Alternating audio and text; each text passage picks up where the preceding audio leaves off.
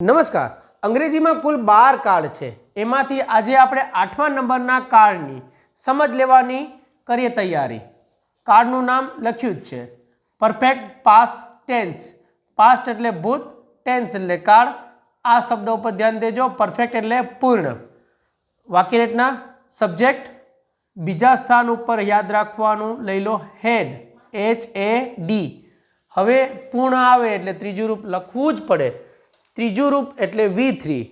V3 એટલે ભૂત કૃદંત. Object subject ઓબ્જેક્ટને થોડી વાર છોડી દો તો આ રહ્યું હેડ પ્લસ V3. હવે હેડ કોની સાથે? સબ્જેક્ટ તરીકે I, we, you, they, he, she, it અને નામ. કોઈ પણ સાથે તમારે હેડ વાપરવાનું છે. ક્લિયર હોય તો ગુજરાતીમાં યાદ રાખો. હેડ એટલે હતો, હતી, હતા. હવે ત્રીજું રૂપ V3 એટલે ક્રિયાપદનું ત્રીજું રૂપ.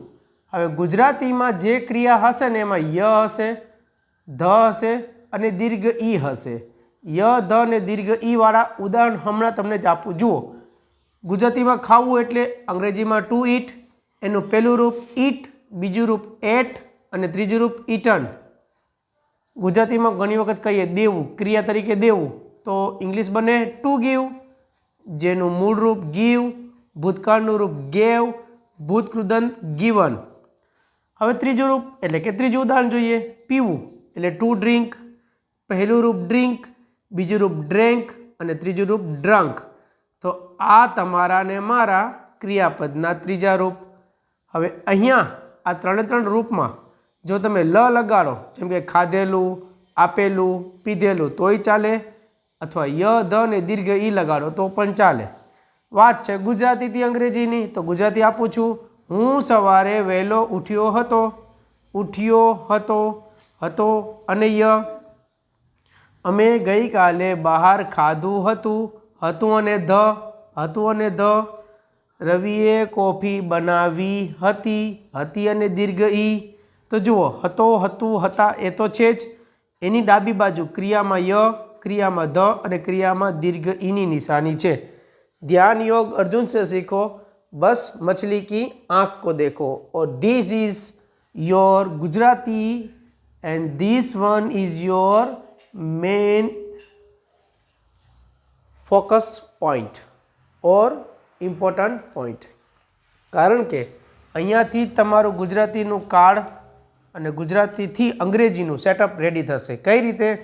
તો જો ય હતો છે તો હતો માટે હેડ આવે.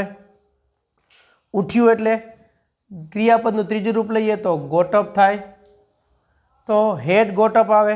મારી વાત ફરીથી સાંભળજો. ગુજરાતી છેડેથી અંગ્રેજીનું બીજું સ્થાન, બીજા સ્થાનમાં હેડ સાથે ક્રિયાપદનું ત્રીજું રૂપ ગોટઅપ. તો હવે અહીંયા હેડ તો છે જ. હવે ઈટનું ત્રીજું રૂપ ખાધું હતું એટલે હેડ ઈટન. આ હું, અમે, રવિ આમાંથી જ નીકળશે. શીખવું હોય તો અહીંયા ધ્યાન દેજો જ્યાં હું અંડરલાઇન કરું છું. ચાલો, બનાવી હતી એટલે હેડ મેડ. થઈ ગયું તમારું આ Gujarati two English, English two Gujarati. હવે થોડીક હજી સમજ લઈએ બીજા એક્ઝામ્પલ્સની. જો આ રહ્યું તમારા માટે થોડુંક ડેમોન્સ્ટ્રેશન ટાઈપમાં. સિમ્પલ વસ્તુમાં ય, ધ, દીર્ઘ ઈ પ્લસ હતો માટે આપણે પૂર્ણ ભૂતકાળ માટે કામ કરીએ છીએ. તો જો they had given a nice gift. they એટલે તેઓએ, a nice gift, a nice gift એટલે સુંદર ભેટ. બરાબર, આટલું ક્લિયર. હવે નાઇસ ગિફ્ટની બાજુમાં ગિવન એટલે આપી, હેડ એટલે હતું. ગુજરાતીનો છેડો, અંગ્રેજીનું બીજું સ્થાન, આ બીજા સ્થાનમાં હેડ ગિવન. ક્લિયર. ત્યારબાદ Sunil had called his mother. સુનિલનું સુનિલે, હિઝ મધર એટલે તેની માતાને, હેડ કોલ્ડ એટલે ફોન કર્યો હતો. ત્યારબાદ રાજ હેડ લેફ્ટ હિઝ સ્ટડી. રાજે પોતાનો અભ્યાસ, હિઝ સ્ટડી એટલે અભ્યાસ, છોડી દીધો હતો.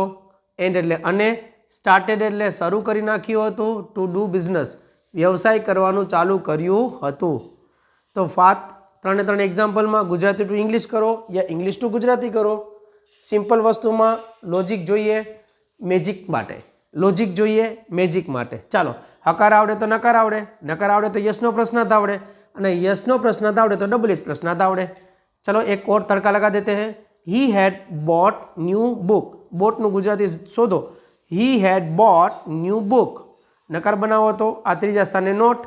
he had not bought ચોથું new book as it is. પ્રશ્નાર્થ બનાવવું છે તો બીજા સ્થાનને પહેલા સ્થાન ઉપર લઈ લો અને બીજા સ્થાન ઉપર લઈ લો. તો હેડ પહેલા સ્થાન ઉપર, હી બીજા સ્થાન ઉપર. હેડ હી બોટ ન્યૂ બુક? હા પાડો તો યસ હી હેડ. ના પાડો તો નો હી હેડન્ટ. યસનો પ્રશ્નાર્થ માટે હા ના જવાબ આવે. યસ કયો તો યસ હી હેડ અને નો કયો તો હી હેડ નોટ. ચલો વોટથી પ્રશ્ન પૂછીએ. વોટ એટલે શું? વોટ એટલે શું? ઓકે, હેડનું હેડ, હીનું હી, બોટનું બોટ. ભાઈ તેણે શું લીધું હતું? ક્લિયર કરીએ. કેવો રહ્યો તમારો આ ડેમો વિડીયો? પ્રેક્ટિસ કરવા માટે ઇનફ છે. મારી દ્રષ્ટિએ તમે અહીંયાથી પણ શરૂઆત કરી શકો છો, કારણ કે જहाँ ચા વहाँ રાહ. કયા સિટીમાંથી, કયા વિલેજમાંથી, કયા લોકેશનમાંથી તમે વિડીયો જુઓ છો એ કોમેન્ટ સેક્શનમાં અવશ્ય જણાવજો. મળીએ નેક્સ્ટ વિડીયોમાં. ત્યાં સુધી જય હિન્દ.